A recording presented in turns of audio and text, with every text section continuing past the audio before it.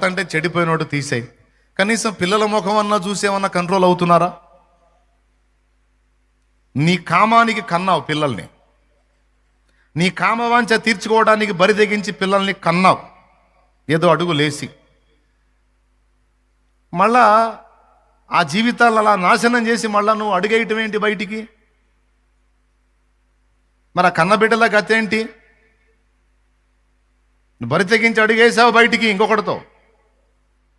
నీ భర్తకు ఒక భార్య దొరికిద్ది, గంతకు తగ్గ బొంతాని, వానికి తగ్గ మేళం ఏదో వానికి దొరికిద్ది. నువ్వెవరినో ఒకరిని చూసుకొని నువ్వు వెళ్ళావు.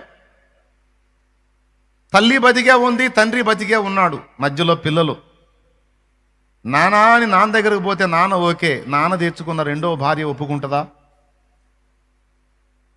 అమ్మా అని నీ దగ్గరకు వస్తే నువ్వు ఓకే, మరి నిన్ను చేసుకున్నాడు ఊరుకుంటాడా? నిన్ను తీసుకెళ్ళినోడు ఊరుకుంటాడా? ఒక్కసారి న్యాయం చెప్పండి.